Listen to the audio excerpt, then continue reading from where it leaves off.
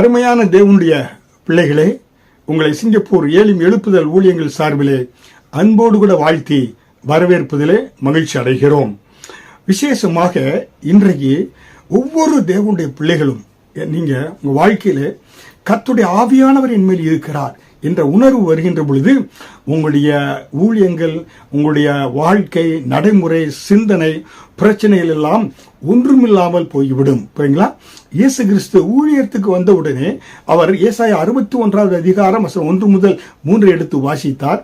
லூக்கா 4 அதிகாரம் வசனம் 18 பார்க்கிறோம். என்ன பார்க்கிறோம் என்றால், கர்த்தராகிய தேவனுடைய ஆவியானவர் என் மேல் இருக்கிறார். பாருங்க, அவருக்குள்ளாக யார் இருக்காங்கன்னா ஆவியானவர் இருக்கிறார்.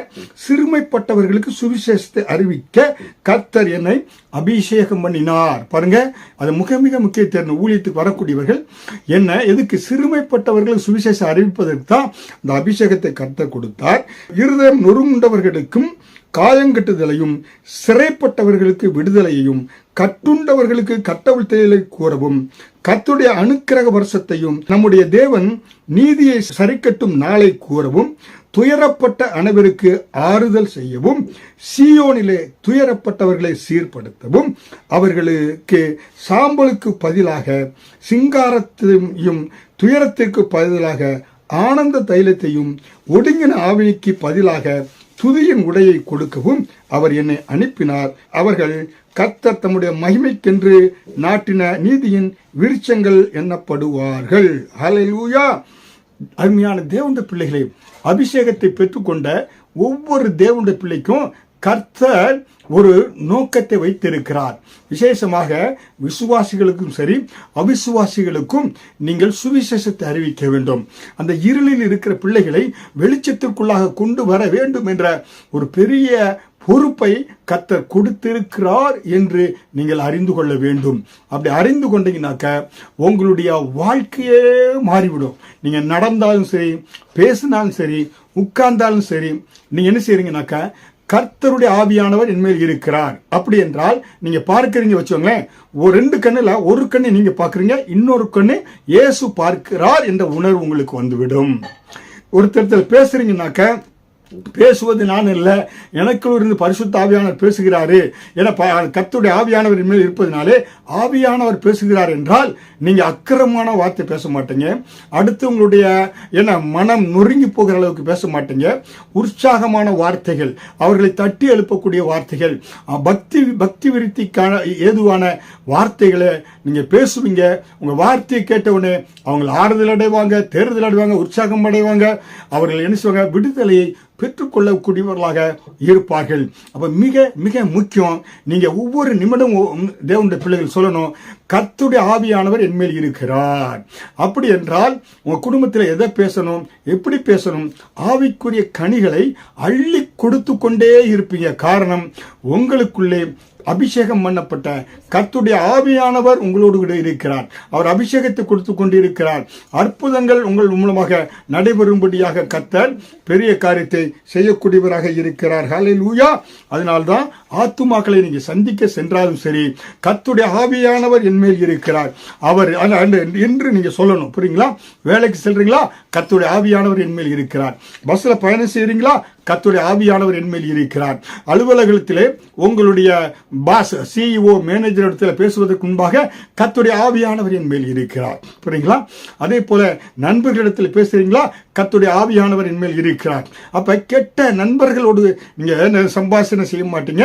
ஏன்னா கர்த்தருடைய ஆவியானவர் உங்களுக்கு இருக்கிறாரு. அவர் அனந்தரானத்தை கொடுப்பாரு.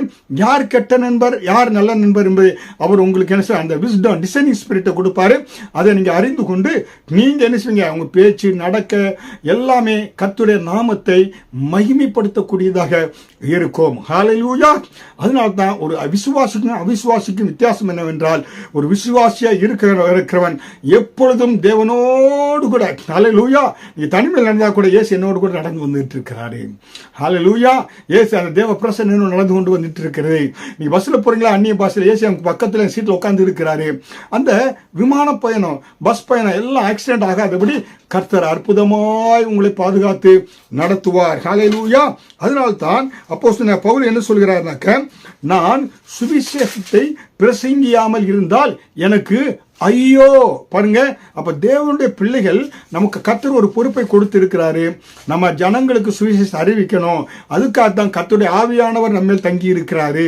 எனக்குள் ஆவியானவர் எதற்கு இருக்க காரணம்? சுவிசேஷத்தை ஜனங்களுக்கு அறிவிப்பதற்காக, இருளில் இருக்கிற ஜனங்களை வெளிச்சத்துக்கு கொண்டு வருவதற்காக. ஹல்லேலூயா. ஏனென்றால் ஒருவன் தேவனுடைய ஊழியத்தை அசட்டையாக செய்தால் அவன் சபிக்கப்பட்டவன் என்று வேதவசனம் சொல்லுகிறது. ஹல்லேலூயா.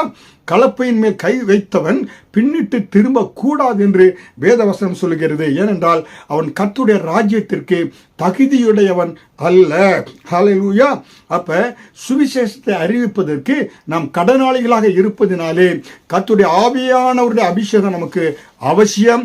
கர்த்தருடைய ஆவியான அபிஷேகத்தை பெற்றுக்கொண்டவர்கள் இயேசு என்னோடு கூட இருக்கிறார், தேவ பிரசன்னம் என்னோடு கூட இருக்கிறது என்ற அந்த உணர்வோடு கூட நாம் இருக்க வேண்டும். ஹல்லேலூயா. அதனால்தான் தேவனுடைய பிள்ளைகள் கர்த்தருடைய ஊழியத்தை நிறைவேற்றுவதற்கு கர்த்தர் அபிஷேகத்தை கொடுக்கிறார். ஆண்டவருடைய அபிஷேகம் கர்த்தருடைய ஆவியானவர் ஒவ்வொருடைய தலையின் மேல் வந்து இருப்பதற்கு காரணம் என்ன? மழுங்கின கோடாலியால மரத்தை வெட்டினா அதை வெட்டி தீர்க்க முடியாது, அது மரம் வெட்ட முடியாது. ஆனால் நீங்க அபிஷேகம் இல்லாமல் ஊழியத்தை செஞ்சீங்கன்னாக்க, ஏன்னா 10 வருடம் 20 வருடம் 30 வருடம் ஆனாலும் கூட ஆத்துமாக்களை நீங்க ஆதாயம் செய்ய முடியாது. ஆவிக்குரிய கனிகளை நீ காண்பிக்க முடியாது. உங்களுடைய வார்த்தைகள் ஜனங்களுடைய இருதயங்களை தொடாது. பாவப்பட்ட ஜனங்களை மனம் திரும்ப வைக்காது. காயப்பட்டவர்கள் சுகவீனமாய் இருக்கிறவர்களுக்கு சுகத்தை கொடுக்காது. ஹல்லேலூயா. அதனால்தான் இயேசு கிறிஸ்து சொல்றாரு, கர்த்தருடைய ஆவியானவரின் மேல் இருக்கிறார். எதற்கு? இப்படிப்பட்ட நறுங்குண்ட மக்கள் எல்லாம் நான் விடுதலை ஆக்கணும். ஒன்று தெளிவாக தெரிந்து கொண்டுங்க. என்ன அருமையான தேவனுடைய பிள்ளைகளே, படிக்கிற வாலிப பிள்ளைகள் கர்த்தருடைய ஆவியானவர் இன்மேல் இருக்கிறார் என்று சொல்லி பாருங்க. கர்த்தர் விசேஷித்த நாணத்தை கொடுப்பார். ஏனென்றால் இயேசு கிறிஸ்து நாண கண்மலையாக இருக்கிறார். நாணத்தை கொடுத்து உங்களை வித்தியாசப்படுத்தி உங்க படிப்புல, வேற உங்களோட ஸ்கூல்ல, காலேஜ்ல பெஸ்ட் மாணவர்களாக நீங்க திகழ முடியும். ஏனென்றால் கர்த்தருடைய ஆவியானவர் உங்கள் மேல் இருக்கிறனாலே கண்ட தேவையில்லாத நண்பர்களை தவிர்த்து விடுவீங்க. தேவையில்லாத கெட்ட பழக்க வழக்கங்களை தவிர்த்து விடுவீங்க. கர்த்தரை கனப்படுத்தக்கூடிய, மகிமைப்படுத்தக்கூடிய காரியங்களை செய்வதனாலே கர்த்தர் நேர்த்தியாக பரிசுத்த ஆவியானவர் உங்களை நேர்மையான பாதையிலே, செம்மையான பாதையிலே, அவருடைய நாமத்தை மகிமைப்படுத்தக்கூடிய பாதையிலே உங்களை அற்புதமாக நடத்துவார். அதை நான் சேலஞ்ச் பண்ணி உங்களுக்கு சொல்றேன். வாலிப பருவத்தில் நாம் பரிசுத்தமாக வாழ முடியும் என்று உங்களுக்கு கேள்வி எழும்பினால் யோசேப்பை பாருங்க. யோசேப்பு வாலிப பிள்ளைகளுக்கு ஒரு சவாலாய் இருக்கிறார். தன்னை காண்கிற தேவனுக்கு விரோதமாய் நான் எப்படி பாவம் செய்வது? ஏனென்றால் கர்த்தருடைய ஆவியானவர் அவர் மேலே இருக்கிறார். தேவ பிரசன்னம் அவர் மேலே இருக்கிறது.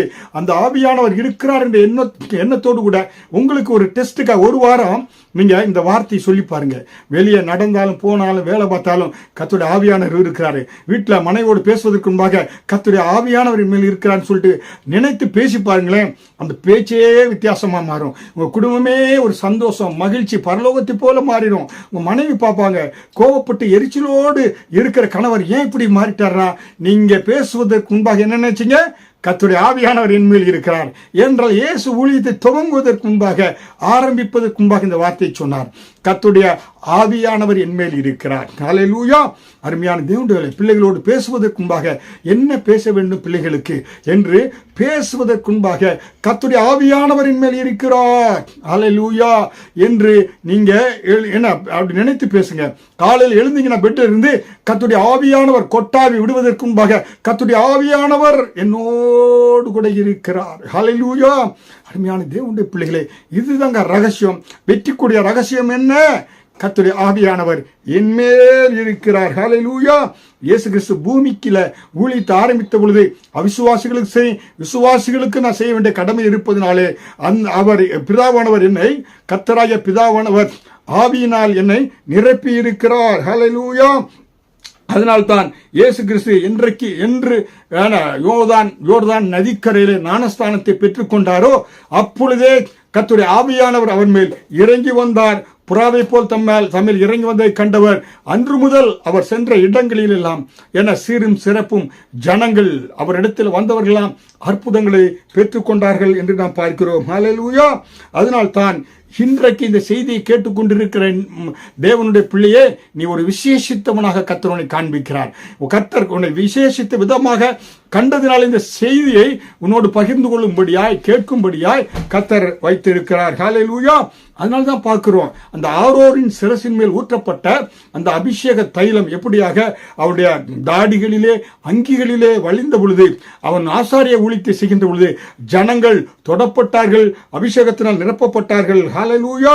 அருமையான தேவனுடைய பிள்ளையை, இன்றைக்கு இந்த செய்தியை கேட்டுக்கொண்டிருக்கிற தேவனுடைய பிள்ளைகளுக்கு பரிசுத்த ஆவியினாலும் வல்லமையினாலும் தேவன் உங்களை நிரப்ப விரும்புகிறார். காரணம், கர்த்தர் உங்களை கனமுள்ள பாத்திரமாக, எஜமானனுக்குள்ள கனமுள்ள பாத்திரமாய், மற்றவர்களுக்கு ஆசீர்வாதத்தின் பாத்திரமாய் கர்த்தர் பயன்படுத்த விரும்புகிறார். நீ தோல்வியிலே துவண்டு கொண்டே இருக்கலாம், ஆனால் கர்த்தர் இந்த நாட்களிலே உன் வாழ்க்கையை மாற்ற விரும்புகிறார். அதற்கு முன்பாக ஆண்டவர் உன்னை மனதை மறுரூபமாக்க விரும்புகிறார். நீ கிறிஸ்துவுக்குள் யார், உனக்கு என்ன கொடுக்கப்பட்டு இருக்கிறது, உன்னால் என்ன செய்ய முடியும் என்பதை நீ அறிந்து கொண்டால் நீ பூனையை போல் இருக்க வேண்டியதில்லை, புலியை போல நீ மாறலாம். புலியை போல எப்படியாக பேதுரு பூனையை போல பதுங்கி கொண்டிருந்தார், இயேசுவை காட்டிக் கொடுத்தார். ஆனால் கர்த்தருடைய ஆவியானவர் அவர் மேல் அமரப்பட்ட பொழுது எழுந்து பிரசங்கம் பண்ணுகிறார். 3000 பேர் 5000 பேர் ரட்சிக்கப்பட்டாங்க. பாயும் புலியாக அவர் மாறினார் என்று நாம் பார்க்கிறோம். ஹல்லேலூயா. அதற்காகத்தான் கர்த்தருடைய ஆவியானவர் மேல் அமர்கிறார். ஹல்லேலூயா என்பதை நீங்க எப்பொழுதும் பாருங்க, விசுவாச அறிக்கையாக கர்த்தருடைய ஆவியானவரின் மேல் இருக்கிறார், கர்த்தருடைய ஆவியானவரின் மேல் இருக்கிறார் என்று முதல்ல நினைத்து அடுத்ததாக மற்ற காரியங்களை நீங்க பேசுங்க. ஹல்லேலூயா. செய்தியை கேட்டுக்கொண்டிருக்கிற தேவனுடைய பிள்ளைகளே, இப்பொழுதே பரலோகத்திலிருந்து தேவன் என் மேல் ஒரு அபிஷேகத்தை அப்படியாக அளவில்லாமல் ஊற்றுகிறார். எனக்கு கர்த்தருடைய ஆவியானவரின் மேல் அளவில்லாத அபிஷேகத்தை ஊற்றுகிறார் என்ற அந்த உணர்வோடு விசுவாசத்தோடு பெற்றுக்கொள்ளுங்க. உங்களுடைய வாழ்க்கை முற்றிலுமாய், குடும்ப வாழ்க்கை, ஊழிய வாழ்க்கை, வேலை செய்கிற இடத்தில் எல்லாவற்றையும் கர்த்தர் புதிதாக ஆண்டவர் மாற்றக்கூடியவராக இருக்கிறார். ஹல்லேலூயா. அப்ப கர்த்தருடைய ஆவியானவர் உங்கள் மேல் இருப்பதை நீங்க உணர்ந்து அறிக்கை செய்ய வேண்டியது அவசியமாக இருக்கிறது. ஹல்லேலூயா. அப்ப உங்கள் வாழ்க்கையில உங்கள் படிப்பு, நீ எவ்வளவு படிச்சிருக்கீங்களோ, என்ன பெரிய நீங்க சம்பளம் வாங்குறீங்களோ, அதெல்லாம் ஒரு மேன்மையான காரியம் இல்லை. அதை காட்டிலும் நீங்கள் படித்துக் கொண்டிருக்கீங்களா, அந்த படிப்புல சிறப்பாக விளங்கணும். நீங்க வேலை பார்த்து கொண்டிருக்கீங்களா, அந்த வேலையில சிறப்பாக விளங்க வேண்டும் என்றால் உங்கள் மேல் கர்த்தருடைய ஆவியானவர் இருக்க வேண்டும். ஹல்லேலூயா. கர்த்தருடைய அந்த ஆவியானவர் இருந்தா தான் நன்றாக சிறப்பாக நீங்க படிக்க முடியும். நன்றாக வேலை இடத்துல வேலையை பார்த்து ப்ரொமோஷனோடு கூட நீங்க அந்த இடத்துல கர்த்தர் நாமத்தை மகிமைப்படுத்த முடியும். ஹல்லேலூயா. அப்ப கர்த்தருடைய ஆவியானவர் மேல் இருக்கிறார். படிக்கிற பிள்ளைகளுக்கும் வேலை பார்க்கிறவர்களுக்கும் அந்த உணர்வு வருகின்ற பொழுது உன்னை ஒரு மேன்மையானவனாக கர்த்தர் அந்த இடத்துல உயர்த்துவதற்கு வல்லமையுள்ள தேவனாக இருக்கிறார். ஹல்லேலூயா. இன்றைக்கு இந்த வேளையில இந்த செய்தியை கேட்டுக்கொண்டிருக்கிற உங்களை கர்த்தர் எதற்காக இந்த செய்தியை கேட்கும்படியா வைத்திருக்கிறார் என்றால், நீங்கள் சாதாரணமானவர்கள், நீங்கள் மேன்மையானவர்கள். உங்கள் மேல் நீங்கள் தாகத்தோடு இருக்கின்ற பொழுது உங்கள் மேல் இந்த அளவு கடந்த அபிஷேகத்தை, ஆவியை ஆண்டவர் ஊற்ற விரும்புகிறார். ஹல்லேலூயா. அப்ப பாத்தீங்கன்னாக்க இன்றைக்கு ஐயோ என்னையால ஒழுங்காக பேச முடியாது, எனக்கு இந்த குறை இருக்கிறது, நான் தாழ்மை உணர்வோடு இருக்கிறேன், எந்த காரியத்தில் இருந்தாலும் நன்றாக ஆங்கிலம் பேச முடியாது, நன்றாக பிரசங்கம் பண்ண முடியாது, நன்றாக என்னையால உடுத்த முடியாது, எப்படிப்பட்ட எந்த தாழ்வு மனப்பான்மை உங்களுக்கு இருக்கிறதோ அந்த பிள்ளைகளை பார்த்து கர்த்தர் சொல்லுகிறார், நான் உன்மேல் கர்த்தருடைய ஆவியை இப்போ ஊற்றுகிறேன், கர்த்தருடைய ஆவி என் மேல் இருக்கிறது என்று வாயை நீ தொடர்ந்து சொல்லு. அந்த ஆவியானவர் உன்னை தலை நிமிர்ந்து நடக்க செய்வார். உன்னுடைய தலையை உயர்த்தக்கூடியவராய் இருக்கிறார். சிறியவனை புழுதியிலிருந்தும் எளியவனை குப்பையிலிருந்து உயர்த்தி பிரபுக்களோடும் ராஜாக்களோடும் உட்கார செய்யக்கூடியவராக இருக்கிறார். ஹல்லேலூயா. அப்ப இன்றைக்கு எந்த தாழ்வு மனப்பான்மை வேலை இடத்துல ஐயோ நல்லாக நான் செய்ய முடியாது நினைக்காதீங்க. சொல்லுங்க, கர்த்தருடைய ஆவியானவர் என்மேல் இருக்கிறார் என்று சொல்லும் போது உங்க தாழ்வு மனப்பான்மை அது ஓடிவிடும். தாழ்வு மனப்பான்மை எங்க இருக்கு? உங்க மனசுல தான் இருக்கிறது. நீங்க உங்க மனசுல என்னை பலப்படுத்துகிற கிறிஸ்துவினாலே எல்லாவற்றையும் செய்ய பலன் உண்டு என்று சொல்லுகின்ற பொழுது பலப்படுத்துகிற அந்த டுனாமிஸ் பவர் உங்களுக்குள்ள வந்து விடுகிறது. உம்மாலே ஒரு மதிலை தாண்டுவேன், உம்மாலே ஒரு சேனைக்குள் பாய்ந்து செல்வேன் என்று சங்கீதக்காரன் சொல்கிறது போல. காரணம், கர்த்தர் என்னை பலப்படுத்துகிறார், ஆவியானவர் என் மேல் இருக்கிறார். அந்த ஆவியானவரை கொண்டு நான் பெரிய பெரிய காரியங்களை செய்ய முடியும். ஹல்லேலூயா. அருமையான தேவனுடைய பிள்ளைகளே, அதனால்தான் நீங்க இன்றைக்கு எப்படிப்பட்ட தாழ்வு மனப்பான்மை இருந்தாலும் அந்த தாழ்வு மனப்பான்மை எடுத்து போட்டு விடுங்க. ஹல்லேலூயா. என்னையால் கர்த்தருக்காக நன்றாக பாட முடியாது என்று சொல்லி நினைக்காதீங்க. ஆவியான துணையோடு நன்றாக பாட கற்றுக்கொள்ளுங்க. கர்த்தர் உங்களை நல்ல ஒரு ஆராதனை வீரனாக, நன்றாக மியூசிஷியனாக ஆண்டவர் மாற்றுவாரு. அந்த தேவன் கொடுத்த அந்த பலத்தில் நீங்க கர்த்தருக்காக எழும்பி பிரகாசிக்க முடியும். ஹல்லேலூயா. அவன் முதலாவது நான் கர்த்தருடைய ஆவியானவர் என்மேல் இருக்கிறார் என்ற அந்த உணர்வு வருகின்ற பொழுது உங்களுடைய தாழ்வு மனப்பான்மை எல்லாம் ஓடி மறைந்து விடக்கூடியதாக இருக்கிறது.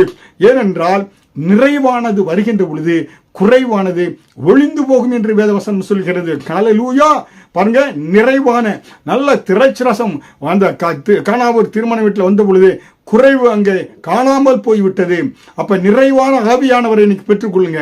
நிறைவான கர்த்தருடைய ஆவியானவர் என்மேல் இருக்கிறார். ஹல்லேலூயா. நிறைவான ஆவியானவர் என்மேல் இருக்கிறார் என்ற உணர்வு வருகின்ற பொழுது உங்களுடைய உங்க சரீரத்தில் இருக்கக்கூடிய எல்லா அந்த குறைவுகள் உங்களுடைய பாருங்க விழுந்து எழுந்திருக்கீங்களா, அந்த இச்சைகளை மேற்கொள்வதற்கு இந்த பரிசுத்த ஆவியானவர் நிறைவு வருகின்ற பொழுது உங்களுக்குள் இருக்கிற அந்த குறைவு ஒளிந்து போகக்கூடியதாக இருக்கிறது. அன்றைக்கு எலியாவை பாருங்க, அந்த எலியா என்ன சொன்னார் பாருங்க, ஆகாப் ராஜாவுக்கு முன்பாக சவால் விட்டு சொன்னாரு. கர்த்தருக்கு முன்பாக பாருங்க, என்ன இஸ்ரவேலின் தேவனாகிய கர்த்தருக்கு முன்பாக நிற்கிறேன் நான். ஹல்லேலூயா. என் மேல கர்த்தருடைய ஆவி இருக்கிறது. எலியாவின் மேல் கர்த்தருடைய ஆவி இருந்ததுனாலே ஆகாப் ராஜாவினுடைய ராணுவத்திற்கும் போர் சேவர்களுக்கும் சவால் விட்டார். நான் சாதாரணமானவன் அல்ல, கர்த்தருடைய ஆவி என் மேல் இருக்கிறது, கர்த்தருக்கு முன்பாக நான் நிற்கிறேன். எனக்கு பெரிய உலகத்தில் இருக்கிற காட்டிலும் எனக்குள் இருக்கிற ஆண்டவர் பெரியவர், கர்த்தருக்கு முன்பாக நான் நிற்கிறேன் என்று எலியா சவால் விட்டதனால்தான் ஆகாப் ராஜாக்களுடைய போர் சேவகர்களையும் தீர்க்கதரிசியையும் வெட்டி சாய்த்தார் என்று பார்க்கிறோம். காரணம், கர்த்தருடைய ஆவியானவர் என்மேல் இருக்கிறார். ஹல்லேலூயா. அருமையான தேவனுடைய பிள்ளைகளே, இன்றைக்கும் நீங்க உங்களுக்கு விரோதமாய் சத்துரு எழும்புகிறானா சவால் விட்டு சொல்லுங்க. எப்படிப்பட்ட மந்திரவாதியோ பில்லிசனை வைக்கிறனோ, எங்களுக்கு 40 வருடத்துக்கு குடும்பத்துக்கு முன்ன வைத்தாங்க. எல்லாரும் ஆவியில் நிரப்பட்ட ஆண்டவருக்குள்ள வந்தோம். இன்றைக்கு 15 பேர் கர்த்தருடைய ஊழியத்தை செய்கிறோம். காரணம் கர்த்தருடைய ஆவியானவர் எங்கள் மேல் இருக்கிறார் என்று நாங்கள் சவால் விட்டு சொல்வதனாலே, ஊழியத்தை செய்வதனாலே மந்திரம் தந்திரம் பில்லி சூன்யம் எதுவுமே எங்களுக்கு விரோதமாய் பழிப்பது கிடையாது. காரணம், கர்த்தருடைய ஆவியானவர் உங்கள் மேல, உங்க குடும்பத்தின் மேல, பிள்ளைகள் மேல கர்த்தருடைய ஆவியானவர் இருக்கிறார். ஆவியானவருக்கு விரோதமாய் ஒருவரும் என்ன செய்ய முடியாது, எதிர்த்து நிற்க முடியாது. ஹல்லேலூயா. அதனால்தான் பவுல் சொல்கிறார், அப்போஸ்தலன் பவுல் என்ன சொல்கிறாரு, அவருடைய கச்சைகளின் மேலே உருமால்கள் மேலே அந்த கர்த்தருடைய ஆவியானவர் அபிஷேகம் இருந்ததினாலே அந்த குருமால்களை போட்ட பொழுது அநேக வியாதிஸ்தர்கள் சுகமடைந்தார்கள். காரணம், கர்த்தருடைய ஆவியானவர் அவர் மேல் இருந்தார். அதே போல பேதுருடைய நிழலில் கூட அந்த கர்த்தருடைய ஆவியானவர் அபிஷேகம் இருந்தது. நிழற்பட்டவர்கள் சுகமடைந்தார்கள் என்று நாம் பார்க்கிறோம். ஹல்லேலூயா. அருமையான தேவனுடைய பிள்ளைகளே, அன்றைக்கு பாருங்க, இயேசு கிறிஸ்து ஊழியம் செய்த நாட்களிலே நாசரேத் ஊரிலே 12 வருடம் பெரும்பாடுள்ள ஒரு ஸ்திரீ, அந்த பாருங்க ரத்தப்போக்கு 12 வருடமா போய் கொண்டிருக்கிறது. சாதாரண ஒரு காரியம் அல்லங்க. அந்த காலங்களிலே பழைய ஏற்பாட்டு காலத்தின்படி அவங்க தீட்டுப்பட்டவராக இருக்காங்க, ரத்தம் சம்பந்தமானவங்க. ஆனால் அங்க பரிசுத்தமான இடத்திற்கு வர முடியாது. ஆனால் ஒரு தீட்டு உள்ளது, பரிசுத்தத்தை தொடுகின்ற பொழுது அது என்ன செய்ய பரிசுத்தமாக மாறுகிறது. அவள் அறிந்திருந்தால் 12 வருடம் உள்ள அந்த ஸ்திரீ, ஏன்னா கூட்டம் எல்லாம் இருக்கிறாங்க, அவள் அந்த வேதனை அவளுக்கு தெரிகிறது. ஏன்னா கர்த்தருடைய ஆவியானவர் இயேசு கிறிஸ்து மேல அளவில்லாமல் இருக்கிறார். நான் இந்த சந்தர்ப்பத்தை விட்டுவிடக் கூடாது, தக்க தருணத்தை நான் விட்டு விட்டோம் என்றால் நான் இப்படியாக இந்த ரத்த போக்கோடு கூட பிளீடிங்கோடு மறித்து போய் விடுவேன். இந்த சந்தர்ப்பத்தை இயேசுங்க கடந்து வந்திருக்கிறார், இந்த சந்தர்ப்பத்தை நான் தவற விடக்கூடாது என்று சொல்லி கர்த்தருடைய ஆவியானவர் அளவில்லாமல் அவர் மேல் மட்டும் இருந்ததில்லை, இயேசு கிறிஸ்துடைய அங்கிகளில் மேல் இருந்ததையும் உணர்ந்தனால அங்கே தொட்டவுடனே அந்த இயேசுவின் அங்கிலிருந்து சர் என்று என்ன செய்தது, பாய்ந்து சென்றது. அந்த அபிஷேகம் வல்லமை பாய்ந்து சென்ற பொழுது அவள் அற்புதமாக சுகத்தை பெற்றுக் கொண்டாள். பாருங்க, 12 வருட பாடுள்ள ஒரு ஸ்திரீ சுகத்தை பெற்றுக் கொள்வதற்கு காரணம் இயேசு கிறிஸ்துவின் மேல அந்த கர்த்தருடைய ஆவியானவர் அளமில்லாமல் இருந்ததினாலே. ஹல்லேலூயா. அப்ப கூட்டத்தெல்லாம் ஒதுக்கி விட்டு ஓடோடி வந்து இயேசுனுடைய அங்க அவருடைய என்ன சொன்ன சரீர ஓரத்தை நான் தொட்டால் என்று பார்க்கிறோம். ஹல்லேலூயா. இதாங்க அருமையான தேவனுடைய பிள்ளைகளே, உங்க வாழ்க்கையில என்ன வியாதிகள் குணமடைய வேண்டுமா, ஏன்னா எல்லா ஆபத்திலும் ஆரோக்கியத்தை நீ பெற்றுக்கொள்ளணுமா, கர்த்தருடைய ஆவியானவரின் மேல் இருக்கிறார் அபிஷேகத்தை நீங்க பெற்றுக்கொள்ளுங்க. ஹல்லேலூயா. அதனால தான் பாருங்க, எலியாவின் மேல் இருந்த அபிஷேகத்தை எலிசா பார்த்தார். இந்த எலிசா பார்த்து கொண்டே இருந்ததுனால அவர் ஒரு சேவகனை போல, ஒரு அடிமையை போல எலியாவை ஃபாலோ பண்ணாரு. எலியாவினுடைய சீடனாய் எலிசா, எலியாவின் மேல ஒரு அபிஷேகம் இருக்கிறது, அது எனக்கு ரெட்டிப்பாக வேண்டும் என்பதனால ஒரு அடிமை ரூபம் அடிமையாக எலிசாவின் இடத்துல பின்தொடர்ந்தார். பாருங்க, பல வருடங்களாக பின்தொடர்ந்த பொழுது எலியா இப்ப எடுத்துக்கொள்ளப்படுறாரு. இவர் அந்த அபிஷேகத்தை பெற்றுக்கொள்ள வேண்டும் என்ற வாஞ்சி இருந்ததுனாலே எலியாவின் மேல் இருந்த சால்வை கீழே விழுந்தது. அந்த சால்வை எடுத்துக்கொண்டு வராரு. யோர்தான் நதி, ஏன்னா யோர்தான் நதியை கடந்து போயிட்டாங்க. இப்ப யோர்தான் நதி அவர்களுக்கு சவால் விடுகிறது எலிசாவுக்கு. எலிசாவே, நீ கால் வச்சா உன்னை நான் இழுத்து கொண்டு போய் விடுவேன். அவ்வளவு பெரிய கரை புரண்டு ஓடக்கூடிய யோர்தான் நதி சவால் விட்ட பொழுது எலிசா என்ன செய்தாரு, எலியாவினுடைய அந்த சால்வையை எடுத்து அப்படியாக யோர்தான் மேல் அடித்த பொழுது யோர்தான் பின்னிட்டு திரும்பியதான். ஹல்லேலூயா. கரை புரண்டு வரக்கூடிய ஒரு இயற்கையான நதியை பின்னிட்டு திரும்பி போனது என்றால் கர்த்தருடைய ஆவியானவர் அளவில்லாமல் எலிசாவின் மேல் இருந்தார். ஹல்லேலூயா. நம்முடைய ஆண்டவர் நேற்றும் இன்றும் என்றும் மாறாதவர். கர்த்தர் மாறாதவராய் இருக்கிறார். அவர் தாகமுள்ளவன் மேல் தண்ணீரை ஊற்றக்கூடியவராய் இருக்கிறார். இன்றைக்கு வாஞ்சையோடு, ஆண்டவரே எனக்கு இந்த அபிஷேகத்தை கொடுங்கப்பா, வல்லமையை கொடுங்கப்பா, அபிஷேகம் இல்லாமல் நாட்களை வீணாக்கி விட்டேன் ஆண்டவரே. எலியாவின் தேவன், எலிசாவின் தேவன் எனக்கு ரெட்டிப்பான ஆவியின் வரங்களை கொடுங்க. கேளுங்க. இந்த எலிசா பாருங்க, எலிசா மரித்து போயிட்டாரு, அடக்கம் செய்ய போறாங்க. அடக்கம் செய்ய போகின்ற பொழுது அங்க என்ன நடைபெறுகிறது என்றால், அவர் எலிசா மரித்து 1 வருஷம் ஆயிடுச்சு. அந்த எலிசாவுடைய கல்லறையில ஏன்னா இந்த மரித்து போன ஒரு மனிதனை அங்கே போட்ட பொழுது என்ன செய்யப்பட்டது, அந்த எலிசாவினுடைய எலும்பு பட்ட பொழுது இந்த மனிதன் என்ன செய்தானாக்க, அவன் என்ன உயிர் படைந்தது மட்டுமல்ல, எழுந்து நின்றானா. மரித்து போன அந்த மனிதன் உயிர் பெற்றதுமல்ல, எழுந்து உயிரோட நின்றான். ஹல்லேலூயா. கர்த்தருடைய ஆவியாண்ட அபிஷேகம் மரித்து போனவர்களை உயிரோடு எழுப்பக்கூடிய ஒரு காரியம். ஹல்லேலூயா.